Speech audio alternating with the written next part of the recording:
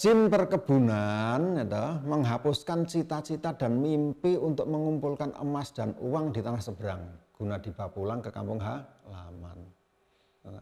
Rejim kebun ini mengubah subjek yang rasional menjadi subjek dengan algoritma ekonomi jangka pendek dan kepuasan sesaat. Jadi bukannya para kuli kebun itu tidak punya perhitungan, tidak. Mereka ya punya perhitungan. Tetapi perhitungannya adalah tujuan dalam hidupnya, tujuan algoritmanya itu bukan lagi untuk investasi di kampung, tidak. Tapi untuk senang-senang lebih banyak lagi.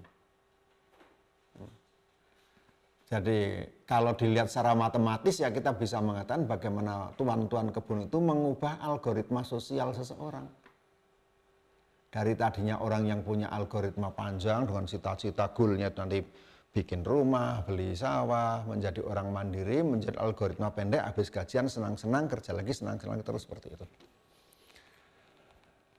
Untuk menciptakan manusia-manusia baru, subjek-subjek baru ini, orang itu harus didisiplinkan, dibentuk. Nah, para tuan kebun ini sangat aktif dalam pembentukan subjek baru, dalam mendisiplinkan subjek baru. Supaya orang tetap mau kerja keras, maka kuli dipekerjakan berdasarkan sistem kuota, produk minimum. Setiap hari punya jatah harus selesai menggarap, mencangkul kebun sekian meter atau menyadap karet sekian liter. Kalau tidak selesai, jatahnya tidak terpenuhi, entah karena cuaca, entah karena musim, entah karena sakit, kulinya akan didenda, potong upah, atau bahkan dipukuli oleh mandor dan manajer dengan alasan ini kuli ini malas. Inilah salah satu akar sejarah munculnya mitos pribumi malas. Jika kuli ini ketika dipukul atau diperlakukan semena-mena oleh mandor atau manajer itu melawan, mereka bisa dihukum lebih keras lagi secara fisik.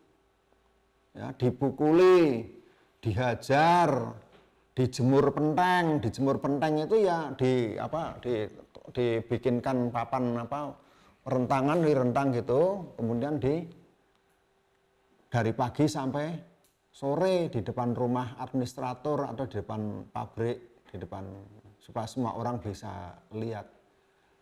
Kalau yang melawan, yang ngeyel, memberontak, bukan memberontak, yang melawan memperjuangkan haknya ini perempuan, keras kepala, itu ada hukuman lagi yang dimerica.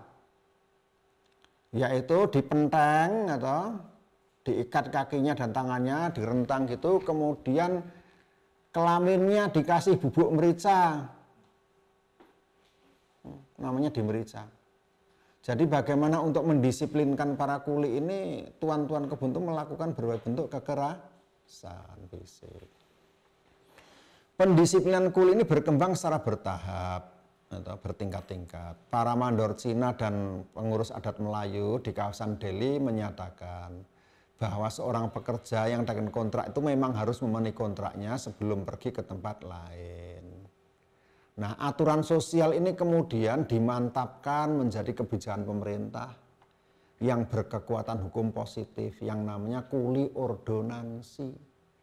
Nah, peraturan kuli keluar tahun 1889 yang di dalamnya memuat sanksi pidana untuk kuli yang melanggar kontrak. Jadi kalau seorang kuli tidak tahan kerja di perkebunan karena perlakuan yang keras, fasilitas kehidupan yang buruk, kehidupan sosial yang tidak cocok dengan moralnya, lantas lari, maka orang ini, kuli ini dianggap melanggar peraturan pidana. Bisa ditangkap polisi dan dipenjarakan, dihukum fisik. Pendisiplinan kuli oleh penguasa perkebunan ini juga mendapatkan dukungan ilmiah.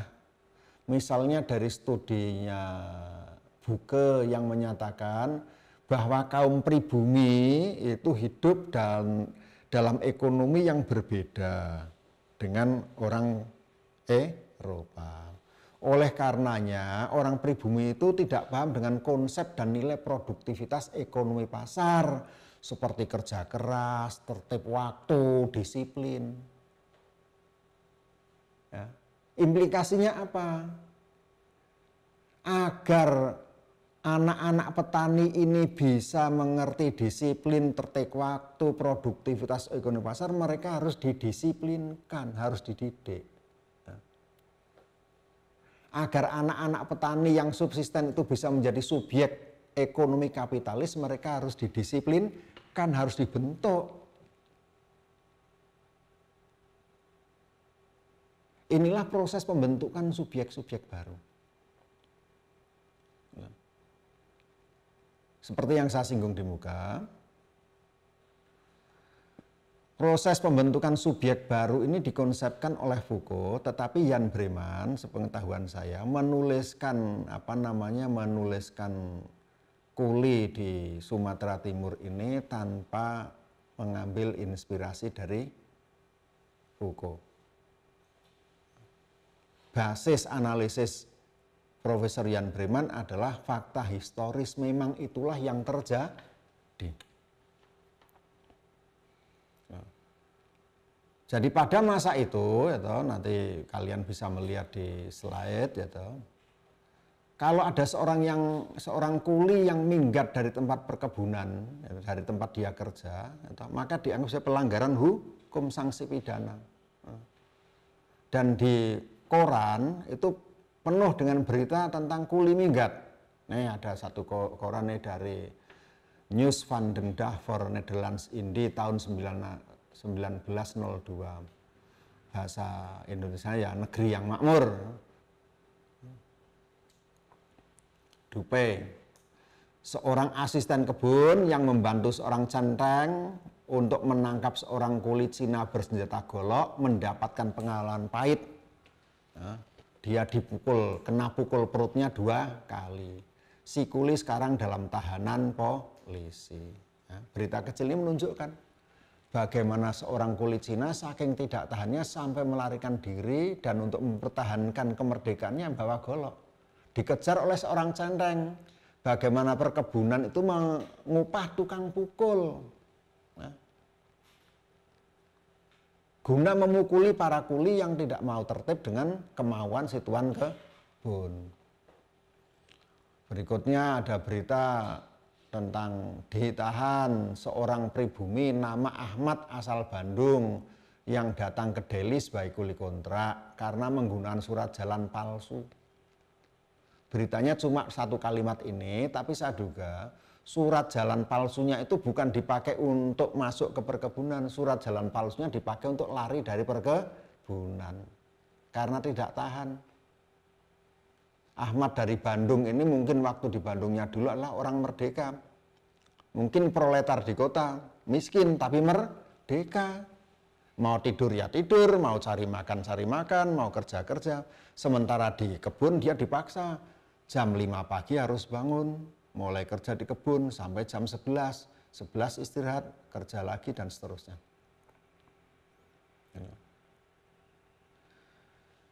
Di perkebunan ini masyarakat para kuli ini juga ditertibkan cara hidupnya. Kapan harus kerja, kapan istirahat, itu semuanya diatur. Sehingga bisa bertentangan dengan tradisinya. Dari berbagai catatan perkebunan yang pernah saya baca, itu para tuan kebun itu sering mengeluh bahwa menjelang hari raya Muludan, Maulud Nabi, itu banyak kuli yang tidak masuk, bolos, tidak masuk kerja. Bagi pemilik kebun ini adalah kerugian. Mereka berprinsip waktu adalah uang. Bagi para pekerja, para kuli di Jawa ini Muludan waktu suci, harus kembali mengingat Kanjeng Nabi. Ini ada berita lagi nih dari Sumatera, Pos tahun 1903. Komunitas kuli orang Keling. Jadi dulu yang didatangkan sebagai kuli juga orang dari Kelingsan dari India. Pemberitahuan ke hadapan sekalian paduka tuan-tuan kebun. Saking menderitanya kuli-kuli Keling ini sampai tuan kebun saja ini orang swasta bukan raja, bukan disebut ke hadapan sekalian paduka tuan kebun.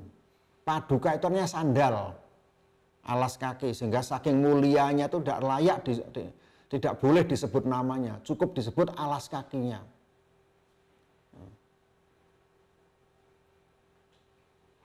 Memberitahukan bahwa sebentar lagi akan ada 2 hari besar Tiba Wali yang jatuh pada tanggal 30 Oktober 1902 dan merupakan satu Tai Pusam, yaitu hari besar bagi para orang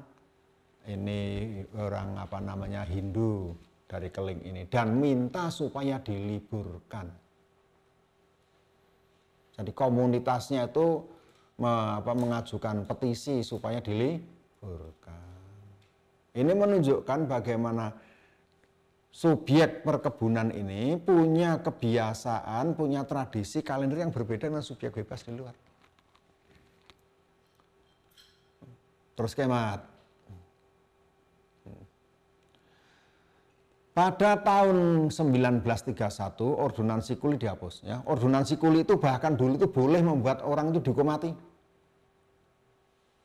Ada nanti gambarnya jadi kuli yang membunuh mandor, membunuh manajer itu dihukum mati, digantung di kebunnya sebagai peringatan supaya orang lain takut, tidak mau berontak. Ordonansi kuli yang tidak manusiawi ini dihapus tahun 1931 sebagai respon atas proses dari berbagai elemen masyarakat Belanda dan Indonesia yang kebanyakan berbasis nilai moral dan keadilan sosial. Kemudian pemerintah memerintahkan jaksa negara Tuan Remref, Jaksa Agung Remref tahun 1904 untuk menyelidiki apa benar keadaan para kuli di perkebunan itu buruk. Laporan Jaksa Remref menunjukkan memang benar buruk dan laporan ini dipeti eskan, tidak pernah diungkap. Dan baru terbaca kemudian, dibongkar kemudian 80 tahun setelah dibikin tahun 80-an.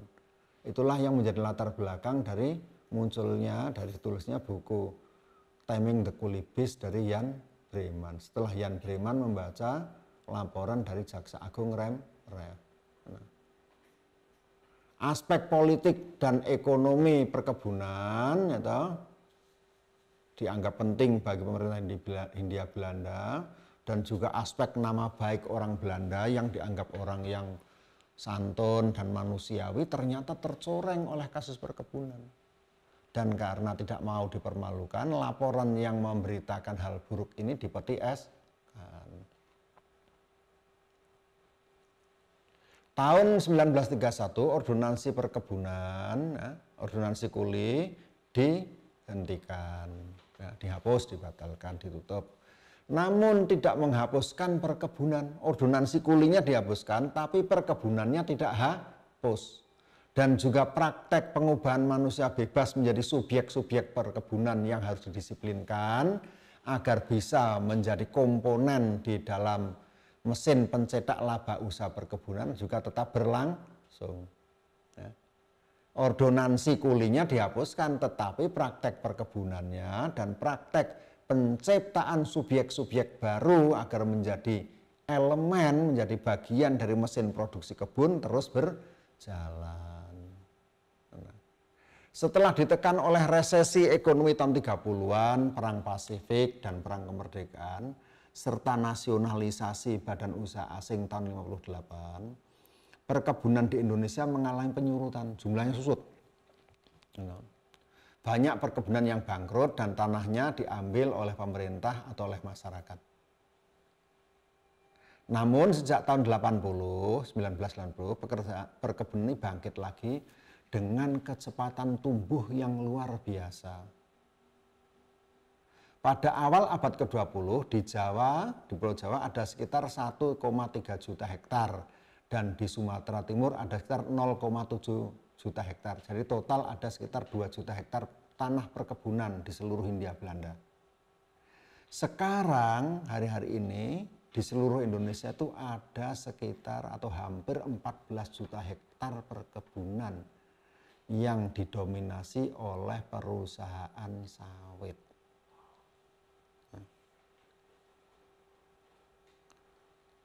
kuli ordonansinya seperti tadi saya nyatakan sudah dihapuskan, tetapi perkebunannya jalan terus. Dan tentu saja di sini proses penciptaan subjek-subjek baru yang bisa menjadi elemen dari proses produksi di perkebunan terus berjalan. Terima kasih.